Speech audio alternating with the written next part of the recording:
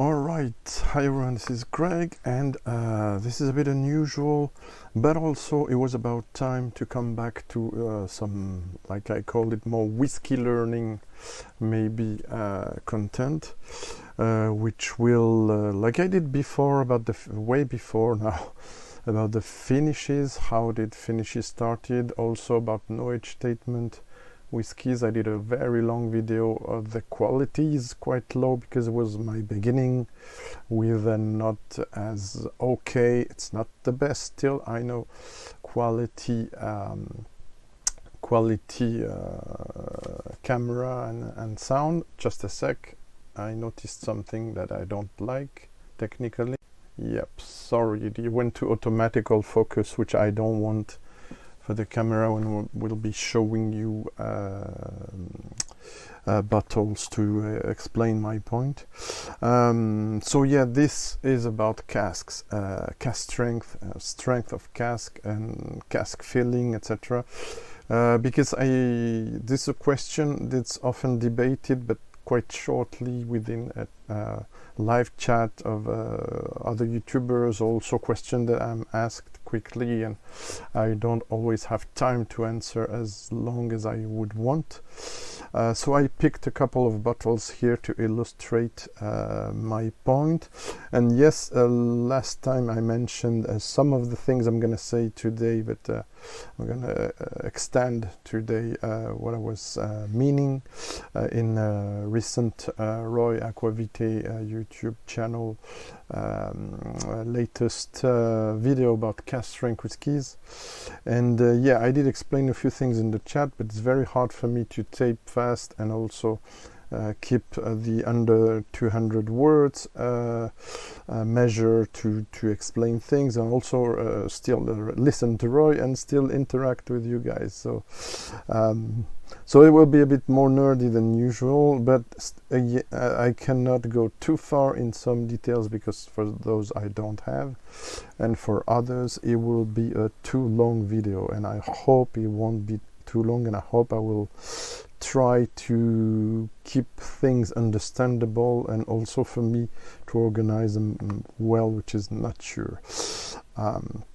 Okay, so the idea was mainly to explain, based on my, let's say, 25 years of almost of tasting, also my amateur and now professional a bit blending experience as well, so partly insider's point of view as well.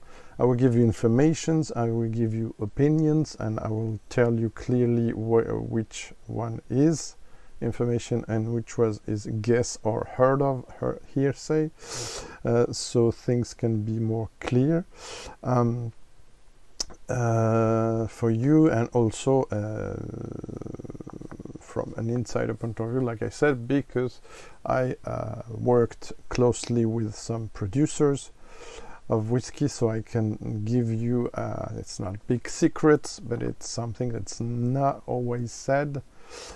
I guess if you ask them as a consumer, they might answer you, but these are things for some, I'm gonna say, that they don't want you to know, if not necessary. Conclude what you want. Yeah, so cask strength. What is cask strength? Officially, this naming or denomination means that you will get the whiskey at the strength it was disgorged, it was emptied from the barrel. Once it was matured, the time long enough for the producers to say this is ready. So officially and very generally, and also mistakenly, in my opinion, most of the time, there's no legal definition of cask strength. I didn't found anything saying cask strength must be this, this, and this, and not this. So unless I'm mistaken about that, so please correct me, I don't see any legal, for Scotch at least, definition of what is a cask strength. The common use, once again, is to say that the cask strength is the strength that comes from the cask when you put the liquid out of it to bottle it. But that's most of the time not exactly true. And I'm gonna explain you why. And there's also the conventional strength, which is another thing I wanted to point out. But let's try to do things in order. So, why the cask strength question is a quite complicated question, because it is related also to the cask filling level or proof. Cask, and I will explain proof also. The cask filling of the so you know the whiskey is distilled, lots of things before that, I know. The whiskey is distilled, then filled into casks, so we're talking about cask filling ABV rate, alcohol by volume rate. And then there's the angel share when the whiskey is stored, and then you take the liquid out of the barrels or any cask type you want, and then you want, or you can, according to regulations, and then you fill it into bottles. And then you will have different things that could occur before you fill it to bottle. Now, in this episode, I'm not talking about the highly reduced whiskies, which will be the 3/4 of what's on the planet, 40%, 43, 46, even a bit more. Those whiskies are not cask strength. Those add a few exceptions. I will come down to that, which I must note it because I'm gonna forget it. So the ones that are deliberately reduced to 40, 43, 46, etc. are reduced with demineralized or distilled water. Most of the time, not always, I will come back to this. For the others, except a very few exceptions, they are diluted as well a bit. To round the numbers, in order also to have a constant permanent cask strength, so-called cask strength core range reference in the range of the distillery. And I will give you an example. So in that matter, those cask strength are rounded ABV ones, because they don't want to change simply. I have to come to this. This is the best example I can give you, because I talked with the producer and I worked for him before doing anything, website and YouTube, etc. I did work for a few shows in late 2010, 11 and 12 for the Tasmania distillery and in Australia, and Sullivan's Cove. So this is called cask strength, you see, 60% ABV. But when I spoke to the Patrick Maguire at that time, and I don't think he's going to contradict me, he told me, yes, Greg, this is rounded to 60 because we don't want to change the label each time. We don't have a lot of money, etc. We're a small company. It's a really boutique distillery. And that makes 62 to 63, something like that, had to be down to 60. Like Glenfarclas 105. I could also, I don't have a bottle right now, so I could have also showed you that. So this is a typical example of the cask strength at high degree, which is not a conventional like the 57 I'm going to talk later on. So this is a first example. Despite you will see all these indication of cask bottling very specific, which are added. It's a small label added to the main one. They have to change this. They could have added another ABV, but they are legally obliged to put the ABV big there. So that's why they did that. So now you know. But there are other cases, and I will come to that. So in the same category of downed, little downed, where it is, because it starts to, yeah, we're gonna speak about proof, but let's say, what could we try to find? Yeah, okay, we'll be obliged to speak about proof anyway. So this is another way of saying, so you see it's 57.1. I know because I spoke to the this company, Elixir Distillers, which was called at the beginning Specialty Drinks Limited, so Whisky Exchange people. Speaking to Oliver Chilton and other people from this company for this stunning bottling, by the way, stunning bottle, content-wise as well. So this is around 7 years old Caol Ila, and we know when we see indie bottlings of Caol Ila, it's most of the time way higher than that. So there's a good chance this has been diluted, and if you see these and back label, it's nowhere said it's cask strength. It's a bit small, but nowhere it says it's cask strength, but it's 100 proof. What is that famous 100 proof, which is 57, normally 57, but it goes to 57.15. It's something that goes back to a long time. That proof of alcohol, of how many alcohol is there in the spirit, not the ABV. Dates from the 16th century. I found out that it was the way, I knew the story but not the details. It was in 16th century, so UK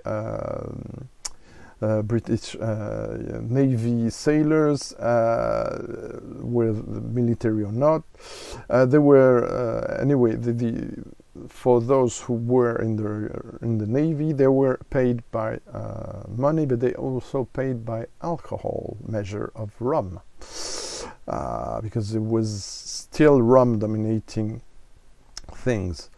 So what were they doing? They were said the rum was of very high proof, but sometimes they were afraid it was down by water, and they were screwed here, sorry if I may say. So in order not to do that, there was a habit that consisted in taking gunpowder from their guns and rifles and stuff, and add some rum to it, and with a match trying to light it to see if it's gonna ignite or not. If it was igniting, it did prove the alcohol was at 57.15 or something like that. If it didn't, that means only it was under 57% ABV of nowadays ABV.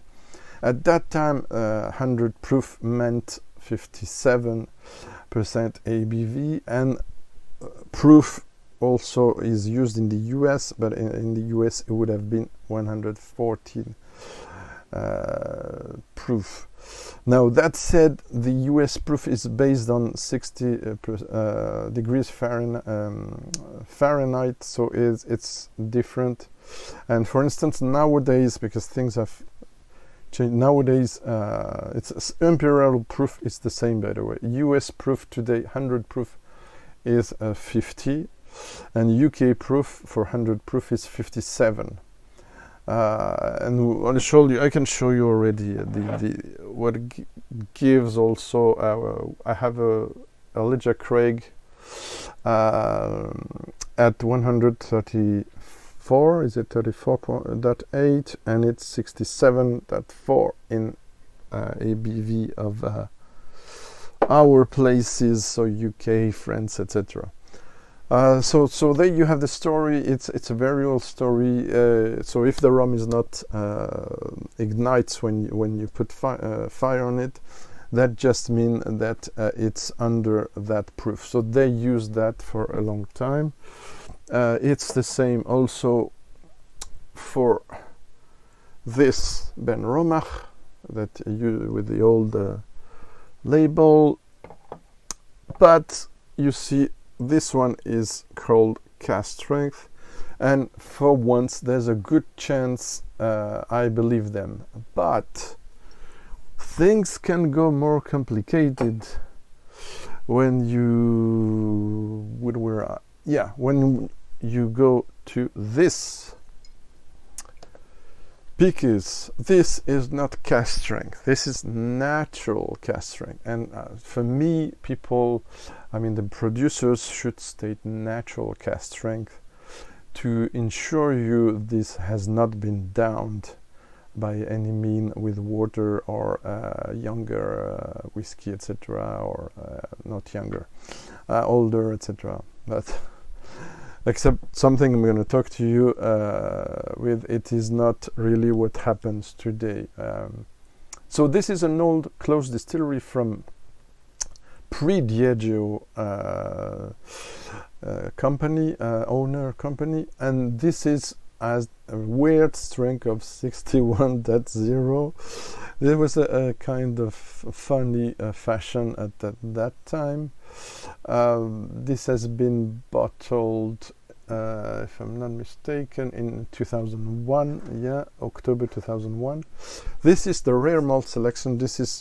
And I used this for my part for my very good book from Ulf Boxrud, I recommend, and which I have a bunch of details about this whiskey here. Oops, always a pain to show things, and also about how things were done more generally in the Scotch whiskey industry. At the time, this owner, so United Distillers and Vintners, and also there was DCL. I'm not going to go too much into this, but UDV or UD Guinness also became Diageo. But what I know about the filling strength of a cask, and this is my point, is I should have started by that. Sorry. Nowadays in Scotland, the filling cask. So the ABV you put your new make into cask to make it mature is usually of 63.5. Why? Because it's a convention between distilleries and also, of course, the regulation organization, not only SWA but Europe's regulation. The idea is to facilitate, to make it more easy to sell the distillate to blending houses, but also for exchanges, trade, to sell in bulk, etc. the whiskey for undisclosed bottlers, not necessarily indie bottlers, but companies that do bottle undisclosed whiskey. And it became a convention after the beginning of the 1980s. So what I found out is that before 1980s, for this company, but also sometimes for others, it was the filling strength was around 75, up to 75% ABV. So that is why you can see some, one of the reasons, there's another reason. One of the reasons you see in this series and everything Diageo, let's say most of the things from Diageo that could be a very high strength after 22 years old, 30, 40 years old, etc. It's because first the cask filling ABV was very high, way more than 63.5, and the second reason is also the storage in racked warehouse instead of dunnage warehouse. So I had planned to show you pictures, but I won't lose so much time in that. Basically, dunnage warehouse, usually you have it's earth, it's not concrete on the ground. The walls can be of stone, they can be also metallic, but it's less common.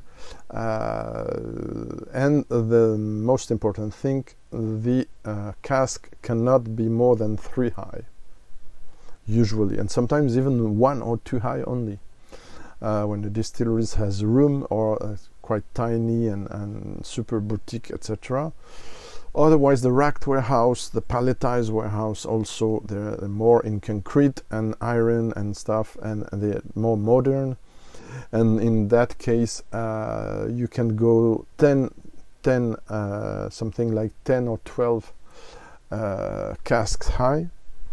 And of course, what that mean by that is, while in the dunnage it's often close to sea level, for instance for Bowmore, which is even under, you will have a much bigger angel share. Such, I have an example of that also in it's not a good bottle, I mistake. Just a second, sorry. This is the consequence where you're not sleeping well and that you have some health issues, nothing super serious, but this is an example, and I have even one 41 years old at 41.2 ABV. This is the contrary of the Glenmore I showed you. So it's even older and the ABV is way lower. So it does mean the filling strength is not the same, but it also means the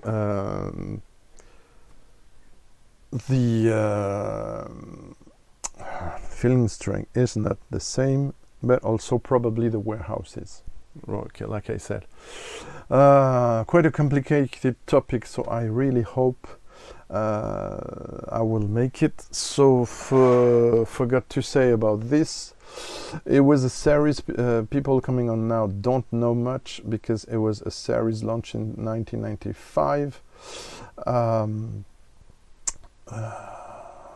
Yeah, those were really produced when they say a revolutionary era, like they say in the book, where there were a lot of supply and not much demand, so they could do basically everything they want. Whiskies were aged from 18 to 31 usually, and they did around 121 releases, and I tried a couple of ones, but this is the only one I own.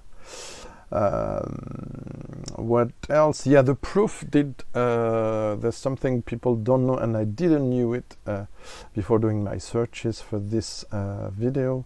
During World War I, due to a lot of circumstances, they had in 1915 and 1916 they had to lower down the legal minimum proof from 40 to 37.2, which is very weird.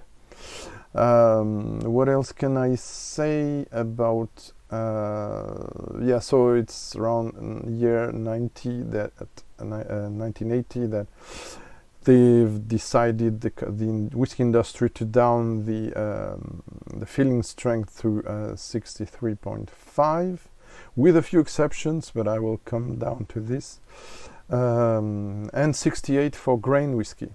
So 63.4 for malt and 68 for grain whiskey. You know that grain whiskey has different stills, the column stills, so they can they are allowed to distill up to 94.8, and usually they distill up to 85, 90. So more than for malt whiskey. Right. I hope I will. Now there's another thing that can justify, yeah, and then I will get to the notion of batch strength, which is for me something important, and which is not still well known because it's not a legal term, it's just an authorized denomination, an authorized naming, but there's nothing really legal between it. But I think personally it should be way more used, and I'm gonna explain you why. Okay, I think I got all that good so far. What did I wanted to show you before I go to batch strength? Yeah, some exceptions.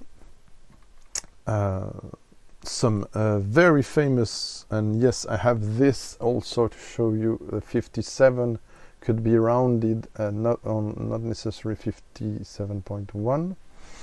There's an old bottling of with another cork, by the way, because it broke. Now we're going to speak about this, not this bottling, mind you, which is my not latest, it's 2014, the last Cask Strength 12 I have from this legendary distillery. There's a little story, I hope I'll not be too long on that, about not this, but the time where the labels were cream labels. So I rather, okay, let's keep this on the table. Most of the time, Cask Strength, like I said, was a bit rounded, except for single cask and small batches like this. Small batches, for instance, in this craft distillery, did bear an ABV which is cask strength technically. That means each cask, it's not a single cask, each cask that were used for that, let me put that here so that I remember what I have to say. Greg is getting old, and even in 5 days, November 10, yes, I will be getting as old as, guess what? It's funny, or it's scary. I will be as old as this ABV. There you go. I didn't make it on purpose, it's coincidence. So this is a batch strength. I'm going to speak about that in a minute. This is named Cask Strength, but for me it's a batch strength. I'm going to explain you that later on, but it's not the reason I'm pulling this bottle before you. This is because during the late 90s, early 20s, there were a few, I'm not sure there's more than one. This I cannot confirm. Because they don't, at that time there were not much laser print, they were not laser printed, or very few in my experience, or they did erase by time. I'm not sure about that, so it's just a guess. I don't see much laser codes telling you which was the bottling date, which they do now. If you double check, you can find. It's not going to show on cam. Oh yes, it does. It's just a question of precision. It's going to be very hard. But I see the batch number at least. What I wanted to say, there's a one, and you can find that story. So I'm gonna be long, maybe long on my website, and I talk about that in several chats. I did met Frank McHardy several times. I did interview him, and this is what I wanted to say. Some 57% Springbank 100 proof from the late 90s, early 20 were not downed from, let's say, 61, 62, 63 to 57 with water, but with older whiskey. There were even legendarily downed, diluted with local barley, the first series of the local barley, which many people don't know, which dates from the 90s, something like that, but which has content from the 60s. And I know for sure, so it's certified information, that you have, not in this one, mind you, but in the cream label Cask Strength from the official bottling, some of the late 90s, early 20s, 1966, 1967 local barley Springbank, over 20, 25, 23 years old. Some 33, but I'm not sure. This makes such a depth in the whiskey that's absolutely crazy. It's one of my top 5 whiskeys ever, out of almost 4,000. Okay, I shouldn't have been as long as that. Another reason where you can find another reason where you can have very high ABV. This is a Blackadder, quite special and quite old in my collection, because it was distilled in 1992, and bottled when? I don't remember. You have to do the calculation. Sorry about that. So yeah, 2005, something like that. What I meant by this is the ABV. When I show you why is the ABV. Up to the, let's say, mid 2010, I never seen, honestly, even in indie territory. I have to double check, but it's something I rarely seen official bottling of Highland Park over 60% ABV, and this one was at before that era. So what that means, for instance, I learn, Aberlour, we come to that. Aberlour, Bruichladdich, and a few other distilleries do fill their cask higher than 63.5, and it seems still now. Highland Park does fill, and now I'm gonna be stupid because I forgot my notes about the cask filling. But they don't fill much over that 63, and also they don't distill over 68. I forgot to speak about the distilling cut, which was very important. Usually it's between 62 to 75 for Scotch distilleries. It often comes across the new makes cut often is less than 70, but it's generalities, so forget about it. What I mean by that is, at that time this was released, this couldn't be aged in Highland Park warehouses. This was aged in Blackadder warehouses, and that's the same problem with other indie bottlers. Problem or quality, you decide. Is that the profile can be very harsh when in racked warehouses, very tough, very spicy. It favors, as I read, more bitter, more almondy, resinous, ashy smoke notes. Not necessary, not always, but it tends to favors that. I read that in a chemical article. But what I mean by that is, now we're seeing some Highland Park of, the new Cask Strength ones, official. I haven't tried any, but I see some 63, 64 ABV. It couldn't be like that before, so my guess is that they have made more warehouse, modern racked warehouse stock in order to release those probably young whiskies. So the ABV, you can have a 40 years old at 60% ABV. That means necessarily it's modern racked warehouse. What else? This is an example of very contemporary, very high ABV. I think they're racking over 64 as well. I don't have the info, but you should find it on maybe on the High Coast West South. There's something website, something I have to open. 62.3 for an 8 years old from Sweden. Beautiful, heavily peated whiskey. I tried a few months ago, and just to make you make sure it's the same for Japan. Look at this. 22 years old, 61% ABV, Miyagi-Kyo. So you see, it's also the case for other countries. Also, before I forget, and I went to batch strength, there are other cases which are interesting, such as this one. So this one, it's the beautiful Glenmorangie Alta with wild yeast.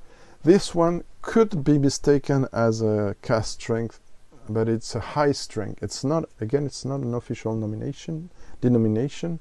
High strength just means they wanted to up the game to give more power to the flavors, and that's why they chose 51.2.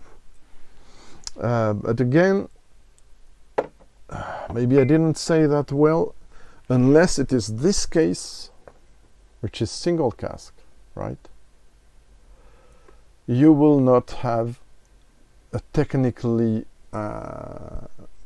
cask strength whiskey in your bottle, but rather, and let's take the best example maybe, and then I will take a more personal one, you will not have a cask strength, but rather a batch strength.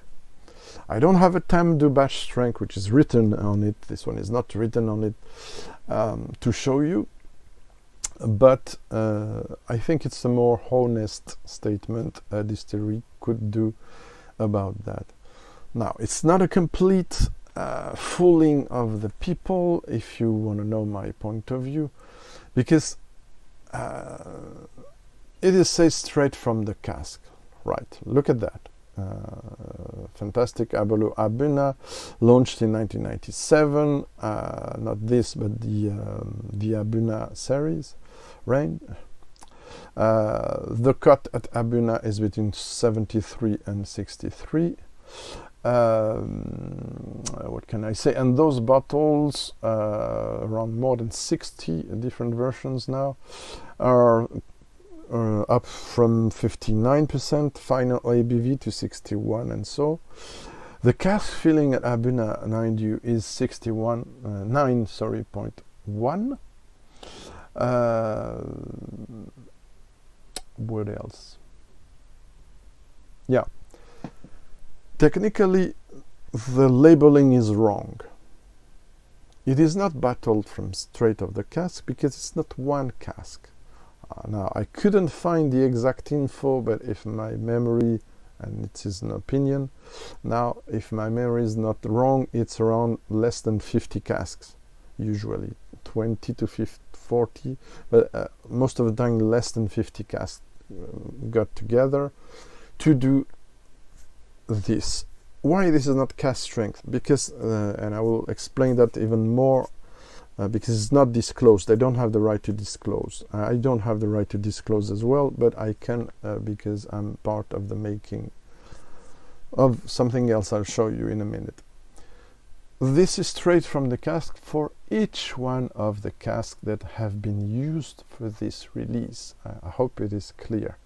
So each cask that we used for this release was at its maximum ABV after aging and after the angel share, right? So they put all those casks together to produce what is a batch strength. The batch strength tell you that, and I'll be obliged to show you my whiskey will be, it will be more easier. So yeah, this is the whiskey I've created, the French whiskey this year. This is the 48 ABV version I chose myself. Instead of this, which is the 56, and this is not sold anywhere, only 2 bottles of that, one for me, one for the distiller. And it's my own decoration. This is completely unofficial. This is 56% ABV. And this is the batch strength like this one. Now, to make things more clearer for you, I have this. It's a French, it's a French version, apologies. There you can see the disclosing of the ABVs. I explain everything I don't have the right to put it on the label, like in Scotland, but I explained everything. For instance, I have a cask from 2012, 9 years old. Forget about cask number, type of warehouse, etc. and content. It was not accidentally, but it was reduced to 42.9 ABV in order to become an expression typical of the distillery. I picked that cask over others which has higher ABV because I found it more beautiful than the others, even diluted the others. But this was mixed with a 57.6 ABV cask, and a 58% ABV cask, a 59.5 ABV cask, and a 57.1 ABV cask from different ages, etc. It's not the point here. So what do I mean by that? The calculation of the, you put all this together and you calculate what's left of the ABV, and of course you measure the ABV. And I forgot to put on the table 2 tools of measurement of ABV. But I will do something about ABV another time. So what does that mean? That means that they did calculate the amount of alcohol from each. They did in theory, and then they did in practical with a measurement, and they put that 60.4, which is in fact the result of adding all these casks. But that doesn't mean they are not casks that are not higher than 60. Why? Because this is composed from 3 to 15, and previously I was told up to 25 years old. This is still from the good era, let me tell you, because you can feel there are way older casks than 3 to 5 years old in there. Sources vary. I did a video about Aberlour, go to watch it, comparing 2 batches. This can vary, but my take is that nowadays A'Bunadh is way harsher than this one and way less balanced. Not all, of course, it's just because I tried 3 or 4 ones that are way more recent than this one. So this has older content, but there's still probably a lot of cask of 3 to 5 years old, so that will be ramping up the ABV, right? If they were only old cask, the ABV would probably, even with the batch strength and every cask taken at cask strength, probably will go down to 50, or like this Glengarry too, you see. But they can't, because in this there's only 24 years old plus potentially stuff in there, unless it's a single cask, which I'm not sure. No, it's a small batch, you see. So I'm gonna stop it there because it's already too long. I hope this was clear, interesting, and that now you will see things maybe a bit differently and consider the notion, which was the most important for me, of batch strength. So straight from the cask, single cask, you can be sure it's the exact thing that's on the cask on your bottle. And I forgot one point, but it's not the topic today. Unless it is filtered, barrier filtered at sweet temperature and not very cold temperature. So it will, most of the time you will never get straight from the cask a whiskey. And let me tell you a secret, sorry Robin, even in this series where there's slight sediments, I understood that for some bottling there were with no sediments in order to make it more authentic. They did add sediments from other stuff. So not the best thing to do if you ask me, but yeah. And also when you use some cask, well, my god, it will drive me too far. If you use certain cask types and for young periods and the casks are pretty good state, you will not find sediments in there. So in theory it's not even useful to filter, in my opinion. And best example, because they were ex-red wine, very lightly toasted, there's no sediments in there and it's not filtered at all. This is lightly filtered. So you see, these are complex questions, and I wanted to take some time to explain that to you, and I've even probably only scratched the surface. It will be interesting to see that topic covered, if not already, I'm not sure. I don't think so. In, for instance, the liquid antiquarian, because I'm sure I and you will learn more about this. So I hope it was interesting. Thank you very much. I have now all these bottles to put down into their place, as usual. Have a nice day and see you soon. And give me a like, subscribe, etc. if you can or haven't already. Bye bye.